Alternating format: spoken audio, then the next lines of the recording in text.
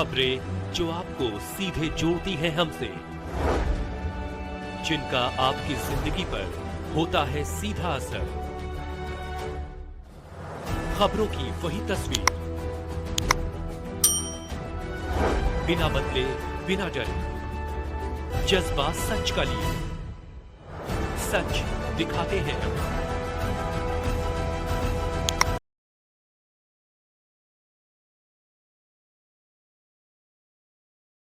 कर रहे थे कि 6-6 घंटे मत देखिए फोन, है ना। आप कोई ये संस्था, जैसे कि मैंने बताया, छाया जी को मैंने जब रात को देखा और आज उनकी स्टोरी मुझे मनीषा जी ने दिखाई, मैं दोपहर को भी बोल रही थी कि आपके पूर्व जन्म के कुछ इस प्रकार के संस्कार रह चुके हैं जो आपको ऐसी संस्था मिली। आप विचार कीजिए कि आप यहां नहीं होते तो कहां होते। जब आपके भीतर ये विचार आएगा कि आप यहां नहीं होते तो कहां होते, तो आप निश्चित ही रूप से अपना 100% यहां देंगे, 100% यहां लगाएंगे यदि आप ये विचार करेंगे। आप विचार कीजिए, यहां नहीं तो कहां होंगे। अगर आपको इस प्रकार की संस्था ने अपनाया है, स्थान दिया है, देखिए, एक जीव के लिए, एक प्राणी के लिए सबसे बड़ी बात होती है उसकी भूख, है ना। ये संस्था आपको संस्कार दे रही है, रहने के लिए स्थान दे रही है, खाने के लिए अच्छा भोजन दे रही है, आपके संस्कारों में वृद्धि कर रही है, इतना सब कुछ दे रही है, तो आपका भी ये दायित्व बनता है, आपका भी ये फर्ज बनता है कि आप अपना 100% यहां दें। तो आप ये आगे से ध्यान रखिएगा कि सर जी जो कह रहे हैं कि 6 घंटे सोशल मीडिया पर लगा रहे हैं, वो नहीं देते। देखिए, ये सब झूठी लाइफ है जो बॉलीवुड में दिखाई जा रही है, जो सोशल मीडिया पर दिखाई जा रही है। पहले जो अभिनय हुआ करता था, जैसे स्टेज पर जो अभिनय हुआ करता था, वो एक समाज का प्रतिबिंब हुआ करता था कि सोसाइटी में जो हो रहा है वही मंच पर दिखाया जाता था।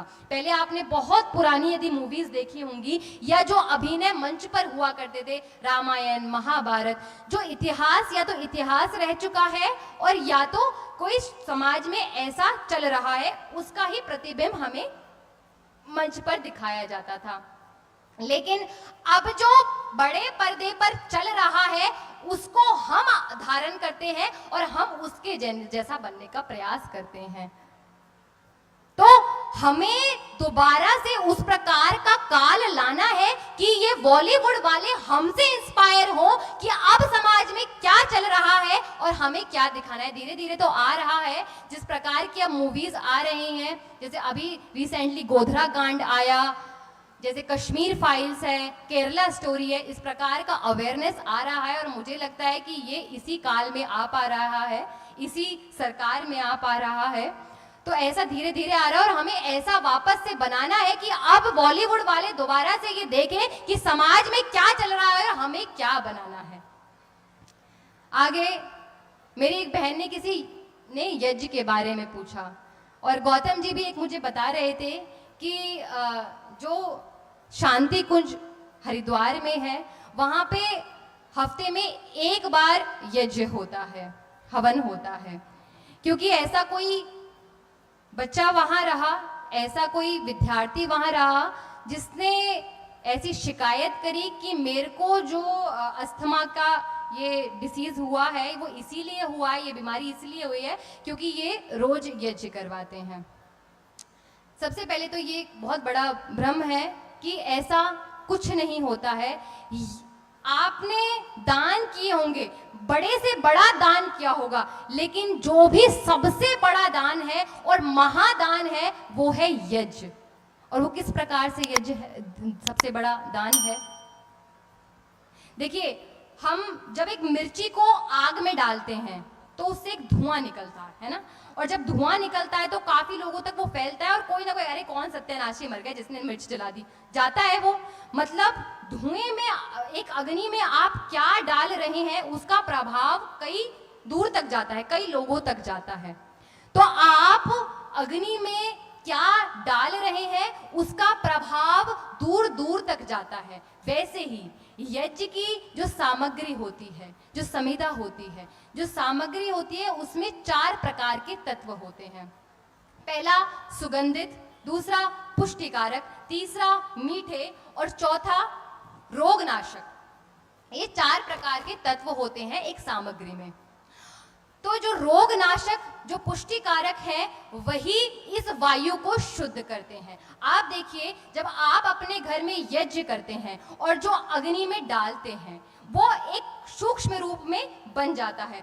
और जब भी आप यज्ञ करते हैं तो कई दूर तक उसकी खुशबू आती है, उसकी सुगंध आती है कि किसी ने आज यज्ञ किया, किसी ने आज हवन किया है।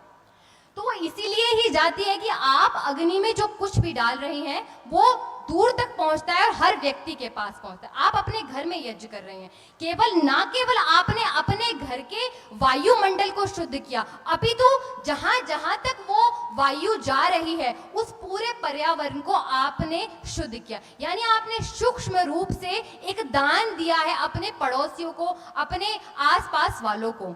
तो ये महादान होता है। अब कोई कहता है कि पराली जलती है तो भी धुआं होता है, यज्ञ में जब आग लगती है तो भी धुआं, इस प्रकार से ही बोलते हैं। तो उनको बताइए कि पराली जलने में और यज्ञ में जो संविदा और सामग्री जलती है उसमें जमीन और आसमान का अंतर है। उससे वायु खराब होती है और जो आप अग्नि में डाल रहे हैं यज्ञ के दौरान, हवन के दौरान, उससे अलग प्रभाव पड़ता है। जिस प्रकार से एक व्यक्ति को खाली आधा ग्लास दिखता है और एक को आधा भरा ग्लास दिखता है, उसी प्रकार से इस समाज को यज्ञ दिखता है कि आधी खाली ग्लास है। उनको दिखाना है कि यज्ञ एक महादान है। और जिस प्रकार से मैंने सुना है यहाँ रोजाना यज्ञ होता है और अखंड ज्योति जो जली हुई है, ये एक आप समाज को बहुत बड़ा दान दे रहे हैं। और मुझे लगता है इस प्रकार से बिहार के एक गांव में ये सब कुछ जो चल रहा है ये अविश्वसनीय है। मुझे तो लग ही नहीं रहा है कल से कि मैं बिहार के किसी गांव में आई हुई हूँ। बहुत अलग यहाँ का वातावरण है और जिस वातावरण को आप लोगों ने ही बनाया है, इसी प्रकार से इस वातावरण को बनाए रखिए। आप लोगों को मेरा धन्यवाद, आभार।